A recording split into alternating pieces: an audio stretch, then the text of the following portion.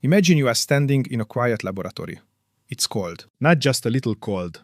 The kind of cold that feels unnatural, like the air itself has slowed down. In front of you, there is a simple glass container. Inside it, a clear liquid. Nothing special at first glance. But then, something strange begins to happen. The liquid moves. At first, you think it's just settling. But no, it's not moving down.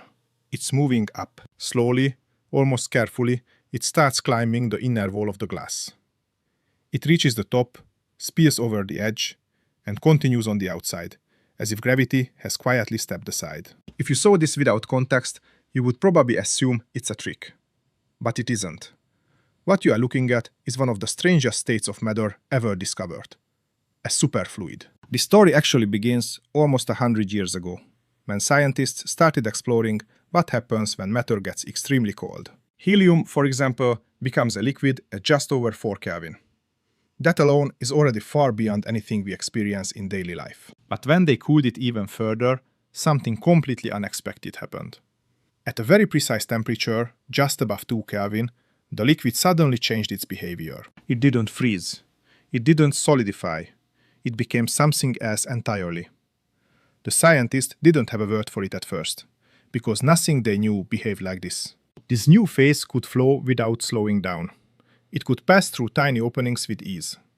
It didn't behave like a normal liquid at all.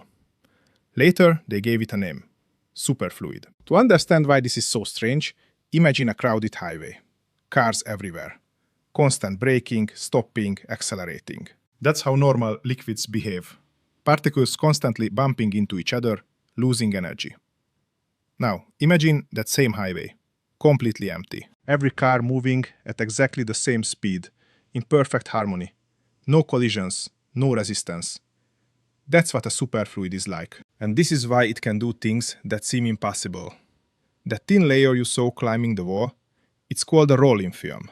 It forms automatically, spreading across surfaces, even moving upward when needed. Not because gravity disappears, but because the system is trying to reach its lowest possible energy state. It's almost as if the liquid is sinking globally instead of locally. But the real moment that makes people stop and stare is something called the fountain effect. If you gently heat one part of the system, the liquid doesn't just sit there and warm up. Instead, part of it flows toward the heat, and can even shoot upward like a tiny fountain. No pump, no pressure. Just quantum mechanics quietly doing its job. By now, you might be thinking, this is as strange as physics can get. But the truth is, this is only the beginning. Around the same time, another discovery was taking shape. One that would change technology forever. A scientist was cooling mercury, measuring how easily electricity could pass through it. As the temperature dropped, resistance decreased, just as expected. But then something happened that no one was prepared for. It didn't just get small. It vanished. Completely. Electricity could now flow forever without losing energy. This was the birth of superconductivity. At first, it sounded almost too good to be true. But over time, scientists began to understand what was happening inside. Electrons, which normally repel each other, started forming pairs. These pairs moved together, smoothly, without scattering. Again, just like the atoms in a superfluid. And then came the visual proof that made this phenomenon unforgettable. When a material becomes superconducting, it does something remarkable. It pushes magnetic fields out, completely. If you place a magnet above it, the magnet doesn't fall. It floats, perfectly still, suspended in midair. You can tilt it, move it, it stays locked in place, as if held by invisible threads. And suddenly, something that looked like a laboratory curiosity becomes very real. Because this is the same principle behind floating trains. Machines that glide above tracks without touching them.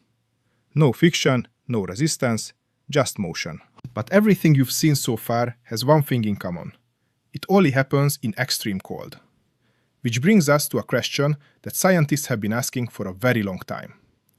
How cold can things really get? There is a limit. It's called absolute zero, the lowest possible temperature in the universe. At first, it sounds simple, a point where everything stops.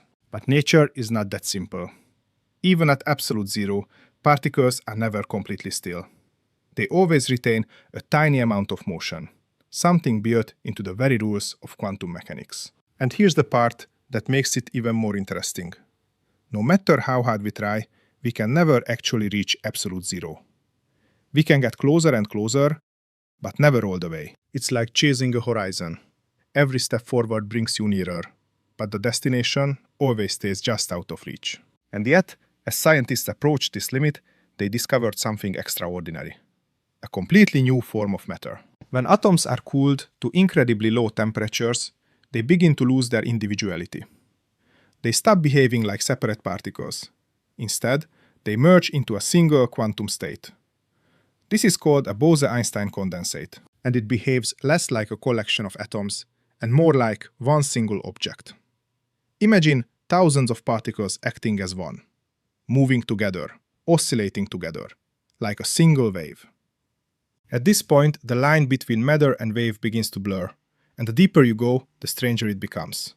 Because under very special conditions, scientists have even created systems with negative temperature. Which sounds impossible. Until you realize that temperature is not just about hot and cold. It's about how energy is distributed. Flip that distribution, and suddenly, the system behaves in a completely new way. And here is the twist.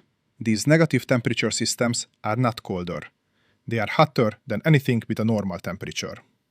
It's a reminder that even something as familiar as temperature is not as simple as it seems.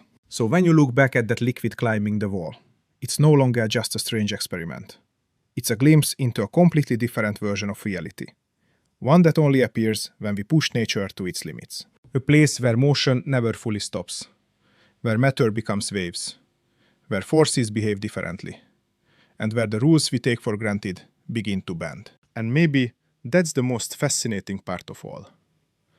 Not that physics is strange, but that this strange behavior has been there all along, waiting for us to cool things down enough to see it.